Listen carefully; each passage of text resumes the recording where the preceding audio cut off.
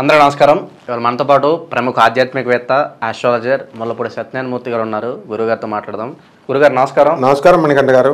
2025 ఎలా ఉంటుంది అని తెలుసుకోవాలని అందరికీ ఉంటుంది. మరి 2025లో తులారాశి వారికి ఎలాంటి ఫలితాలు ఉండబోతున్నాయి? చాలామంది 200 సంవత్సరాల తర్వాత వీళ్ళ దశ మారబోతుందని చెప్పి మాట్లాడుతున్నారు. మరి ఓవరాల్గా తులారాశి వారికి ఎలా ఉండబోతుంది 2025? ఒక్కొక్కళ్ళు 200 సంవత్సరాలని, 100 సంవత్సరాలని, 500, 5000 సంవత్సరాల తర్వాత అప్పుడు జాతకం ఇప్పుడు రాబోతుంది, తిరిగి వచ్చింది, ఈ రకంగా చెప్తున్నారు. తులారాశి వాళ్ళు ఏం భయపడక్కర్లేదు. మే 14, 2024 సంవత్సరం వచ్చేంత వరకు పాపం అప్పులు వస్తాయి వీళ్ళకి, బాగా ఫుల్ క్యాష్. 2025లో అప్పటి వరకు వీళ్ళు అప్పులు తీసుకోవాలి. అప్పుడు దాకా కష్టాలు ఉంటాయి పాపం. తర్వాత పంచులు అయిపోతాయి ఒకేసారి. 14 మే 2025 వచ్చిన మరుక్షణం నుంచి వీళ్ళ జాతకం మారిపోతుంది. ఆ తర్వాత ఇంకా విజృంభిస్తారనమాట. గురుడు కర్కాటక రాశిలోకి 18 అక్టోబర్ తర్వాత మారుతున్నాడు. ఆ తర్వాత గురుడు మళ్ళీ మిథున రాశిలోకి 5 డిసెంబర్ వస్తాడు. ఇక తిరుగులేదు వీళ్ళకి. ఆ విధంగా అంతేకాదు, గజకేసరి యోగాలు పట్టేస్తున్నాయి.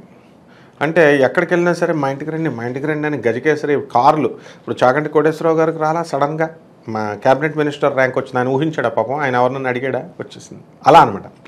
రావాలండి, మాకు పద్మశ్రీ అవార్డు కావాలండి అని అప్లికేషన్లు పెట్టుకుంటారు. వాళ్ళకి రావు పాపం. గరికపాటి నరసింహారావు పిలిచి వచ్చింది. అలా తులారాశి వాళ్ళు జాక్పాట్ కొడతారు. అందుకనే ఒక ఆయన తింటే నేతిగారెలు తినాలి, మరి లేకపోతే తులారాశిలో పుట్టాలంటే మరి కొంతమంది సరదాగా నవ్వేస్తారు. ఈయన సరదాగా చెప్పాడు, ఆయన సరదాగా. అంటే అంత అదృష్టమైన జాతకం మన యొక్క తులారాశి. ఈ 2025 సంవత్సరంలో మాత్రమే నాయన, మళ్ళీ మొత్తం కాదు. వీళ్ళు ఎంతసేపు కూడా తులారాశి వాళ్ళు డేర్ అండ్ డాషింగ్ అనమాట. ఎంజాయ్ అని చూస్తారు. ఎంజాయ్మెంట్కి తిరుగులేదు ఈ తులారాశి వాళ్ళకి. ఈ 2025లో వృత్తి, వ్యాపార, ఉద్యోగ విషయాల్లో మే వరకు జీతాలు ఉంటాయి కదా, అవన్నీ కూడా మే దాటిన తర్వాత బ్రహ్మాండంగా పెరిగిపోతాయి. ఇకపోతే స్థలాలు లేనటువంటి వాళ్ళు స్థలాలు కొంటారు మే తర్వాత. ఇవన్నీ కూడా తర్వాత మనకి రాహువు మీనరాశి నుంచి ఇక్కడికి వచ్చేసాడు కుంభరాశికి. కుంభరాశి నుంచి శని ఏం చేస్తాడు? మీనరాశికి వెళ్ళిపోయాడు.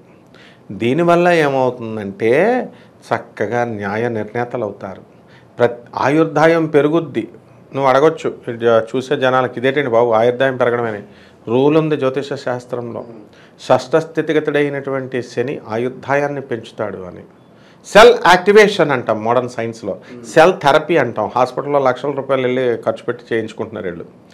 So proper medication, proper diets, good habits ఇవన్నీ కూడా అలవాటు చేసుకుంటారు. అంతకుముందు బాటిల్స్ ఈ తాగేవారు తులారాశి వాళ్ళు. అవి మానేసి మెడిసిన్స్, మంచిగా మంచినీళ్ళు ఇలా తాగడం, మంచి ఆరోగ్య సూత్రాలు పాటించడం వల్ల ఖచ్చితంగా వీళ్ళ ఆయుర్దాయం పెరుగుతుంది. అయితే వైవాహిక జీవితం ఎలా ఉండబోతుంది గురుగారు మరి 2025లో? వైవాహిక జీవితం తులారాశి వాళ్ళకి కొన్ని గొడవలు జరుగుతున్నాయి. మొగుళ్ళని పెళ్ళాలు వదిలేసి వెళ్ళిపోయారు. వాళ్ళ ఆస్తుల్ని వీళ్ళేం అమాయకులు కాదు తులారాశి వాళ్ళు కూడా. మనం చూస్తున్నారు కదా అని మనం వీళ్ళని పొగడకూడదు. కన్యారాశి పెళ్ళాలు, తులారాశి మొగుళ్ళు, వాళ్ళ ఆస్తులు జీపీఏ నాయన నువ్వు సంరక్షకుడిగా ఉండు అని రాస్తే ఈ లేకంగా అమ్మిపడేస్తున్నారు. అమ్మిపడేసి ఖర్చు పెట్టేస్తున్నారు. మరి ఎలా చాలామంది ఉన్నారు కాబట్టి వైవాహిక జీవితంలో ఇంకేంటి వీళ్ళకి డబ్బులు లాభాల్లో ఉన్నారు కనుక పెళ్ళ దగ్గర నటిస్తారు, కొంచెం బాగానే ఉంటారనమాట. వైవాహిక జీవితానికి ఏం డోకా లేదు. కానీ పిల్లల వాళ్ళకి గండాలు ఉన్నాయి. అంటే వాళ్ళ వల్ల వీళ్ళ ప్రమాదంలో ఎలా పడతారంటే వాహన యోగం వచ్చేసింది వీళ్ళకి. కొనేస్తారు బైకు, కారు, పిల్లలు తీసుకెళ్తారు, అతి గారాబం చేసి బండిస్తారు, పోలీసు వాళ్ళు పట్టుకుంటారు. ట్రాఫిక్ ఆడు తిన్నంగా ఉండడుగా, ముగ్గురిని ఇద్దరిని ఎక్కించుకొని వెళ్తాడుగా, వెళ్తే పట్టుకుంటారు. లైసెన్స్ ఉండదు, పాడు ఉండదు, వాళ్ళు వేసేస్తారు. వీళ్ళ మీద కేసు రిజిస్టర్. లేకపోతే వాడు వీళ్ళ పాత కక్షలతో పక్కింటి వాళ్ళని ఏదో అంటారు, వాళ్ళు వచ్చేసి ఎస్సీ ఎస్టీ కేసులు పెట్టేస్తారు. పిల్లలు కాలేజీలకు వెళ్ళడానికి ఉండవు. ఈ రకంగా ఈ తులారాశి వాళ్ళకి కోర్టు కేసులు ఉండడానికి అవకాశాలు ఉన్నాయి. అండ్ కోర్టు లావాదేవీల్లో సివిల్ కేసెస్లో పాపం వీళ్ళ పొలాలు ఎన్నో 20 సంవత్సరాల నుంచి పెండింగ్లో ఉన్న వాళ్ళు ఉన్నారు తులారాశి వాళ్ళు. ఇదిగో అయిపోతుంది కోర్టులు వచ్చేస్తుంది అని లెక్కలెట్టుకుంటారు. ఈ సంవత్సరం మీకు కొంచెం బాగా అవ్వడానికి అవకాశాలు ఉన్నాయి. కోర్టు జడ్జిమెంట్స్ మీ పేరు మీద రావడానికి అవకాశాలు ఉన్నాయి. అలాగే శుభకార్యాలు జరగడానికి ఏదైనా ఆస్కారం కనిపిస్తుందా మరి ఓవరాల్గా? ఫుల్ ఉన్నాయి శుభకార్యాలు. వీళ్ళ పెళ్ళిళ్ళు చేస్తారు. సంతానాలు లేనటువంటి వాళ్ళు సంతానాలు కలుగుతారు. ఫెర్టిలిటీ సెంటర్స్కి వెళ్ళిపోయి లక్షల రూపాయలు ఇచ్చేస్తారు. ఆ తర్వాత ఐవీఎఫ్లో ఇవన్నీ సూపర్ సక్సెస్ అయిపోతాయి. కాబట్టి అత్తగారులు మామగారులు కూడా పర్మిషన్లు ఇస్తారు. కాబట్టి శుభకార్యాలు ఉన్నాయి, ప్రేమికులకి ఏదన్నా శుభవార్త ఉందా? ప్రేమ వివాహాలు చేసుకోవాలి అనుకుంటున్న వారికి ప్రేమ వివాహాలు తులారాశి వాళ్ళు అయ్యే ఉండవు. తులారాశి వాళ్ళు ఒకటే లేచి వెళ్ళిపోవడాలే, ఎలూప్మెంట్ అనమాట. మర్యాదగా ఇంటికి వెళ్ళి పెద్దలకు చెప్తారు, వాళ్ళు ఒప్పుకోవడం ఒకటే, ఆప్షన్ ఉండదు పేరెంట్స్కి. ఇప్పుడు ట్రెండ్ కూడా మారిపోయింది, వీళ్ళు కూడా ఏమంటలేదు పేరెంట్స్ కూడా. కాబట్టి ఎలూప్మెంట్స్ ఎక్కువ అవడానికి ఈ తులారాశి వారికి 2025లో జాగ్రత్తగా ఉన్నాయి. కాబట్టి పెళ్ళికి ముందే వీళ్ళంతా కూడా ఈ ప్రీ వెడ్డింగ్లని ఇలాంటివి చేయకూడదు, ఫోన్లో సంభాషణలు ఇవన్నీ చేయకూడదు. చేయకపోతే ఫాస్ట్ అయిపోతున్నారు, ఆ మ్యారేజ్లు తాళి కట్టేదాకా ఉండవు. ఈ లోపల బ్రేకప్స్ అయిపోతే వీళ్ళు ఫాస్ట్ అయిపోతారు. కాబట్టి కడుపులు గిడుపులు ఇలాంటివన్నీ వచ్చేయడానికి అవకాశాలు ఉంటాయి. మ్యారేజ్ ప్రీ వెడ్డింగ్లు అన్నీ ఇతర డిస్టర్బెన్స్లు, మళ్ళీ కొత్తగా మ్యారేజ్ చేసుకునే వాడికి ఇబ్బందులు. కాబట్టి ఇలాంటివన్నీ కూడా ఎంకరేజ్ చేయకుండా జాగ్రత్తలుగా తల్లిదండ్రులు కనుక ఉంటే ఏం కాదు. సో బిజినెస్ల పరంగా ఈ రాశి వారికి ఏ బిజినెస్లు బాగా కలిసి వస్తాయి అంటారు 2025లో? మనకి ఇనుము సంబంధించిన స్క్రాప్ బిజినెస్లు, ఆయిల్, ఫ్యాట్స్, తౌడు ఫ్యాక్టరీలు, తర్వాత బియ్యం, రైస్, లెక్కర్స్. అసలు విచిత్రం ఏంటంటే లెక్కర్ బిజినెస్ చేస్తే వైన్ షాపులు పెడితే సక్సెస్ వస్తుందని అంటారు. చాలామంది నష్టపోయిన వాళ్ళని చూశాను నేను. అది విచిత్రమైన జాతకం అనమాట. అది ఎవర్రా అంటే తులారాశి వాళ్ళు. అందువలన వీళ్ళు ఏం చేయాలంటే ఫ్లూయిడ్స్ బిజినెస్ పెట్టండి రా మొగుడా అంటే అర్థం ఏంటి? పాల బిజినెస్లు, మిల్క్ బిజినెస్, ఈ వాటర్ బిజినెస్లు అలాంటివి పెట్టుకోమని. లైసెన్స్ రావడానికి డబ్బులు పట్టుకెళ్ళి ఫ్రాడ్ గాడికి ఇస్తారు, ఆ లైసెన్స్ రాదు, వీళ్ళు లెక్కర్లో పెట్టేది ఉండదు.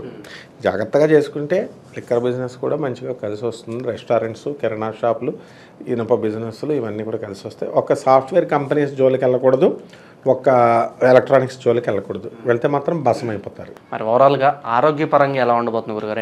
ఏదన్నా ఇబ్బందులు తలెత్తే అవకాశం నాకు కనిపిస్తుందా? తులారాశి వారికి గ్యాస్ట్రిక్ ప్రాబ్లమ్స్ వచ్చేస్తాయి. ఎందుకంటే వీళ్ళు భోజన ప్రియులు, మందు ప్రియులు.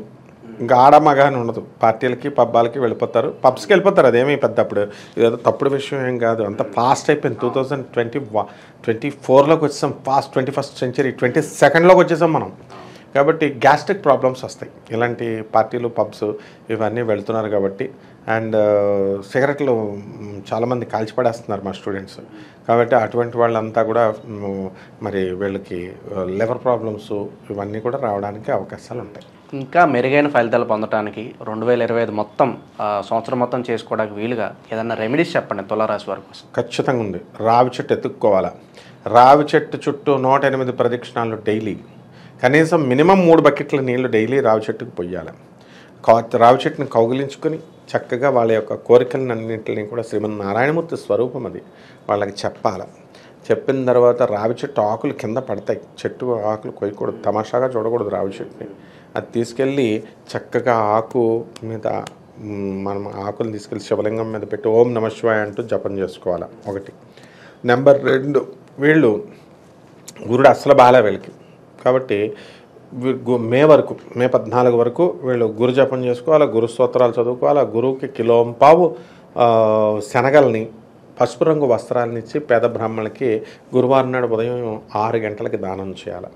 తెల్లారుజాము 3 గంటలకే ఇవ్వాలి, అసలు లేవరు కదా పంతులు, అందుకని 6 గంటలకి దానం చేయాలి.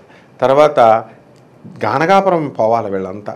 దత్తాత్రేయ స్వామి వారి దర్శనానికి వీళ్ళు 5 సార్లు 6 సార్లు వెళ్తున్నారు. నో, వీళ్ళు కనీసము 24 సార్లు వెళ్ళాలి. ఇక్కడ 24 సార్లు కూడా పేదవాళ్ళకి దాన ధర్మాలు ఇవన్నీ కూడా వీళ్ళు చేసుకోవాలి. ఈ విధంగా శ్రీ గురు చరిత్రని కనీసం 108 సార్లు చదవాలి ఒక్కొక్కడు. ఏదో ఒకసారి చేసేసి పారాయణ చేస్తారండి, పారాయణ కుదరదు అవన్నీ. సో ఈ ఇయర్ మొత్తం మీద 108 సార్లు పారాయణ చేసుకోవాలి. ఈ విధంగా కనుక చేసుకున్నట్లయితే గురుదేవుల యొక్క అనుగ్రహం వల్ల, దత్తాత్రేయ స్వామి వారి యొక్క అనుగ్రహం వల్ల వీళ్ళందరికీ కూడా బ్రహ్మాండంగా ఉంటుంది 2025. 2025లో ఓవరాల్గా తులారాశి వారికి ఎలాంటి ఫలితాలు ఉంటాయి, ఎలాంటి పరిహారాలు చేసుకోవాలి, అద్భుతంగా వివరించారు.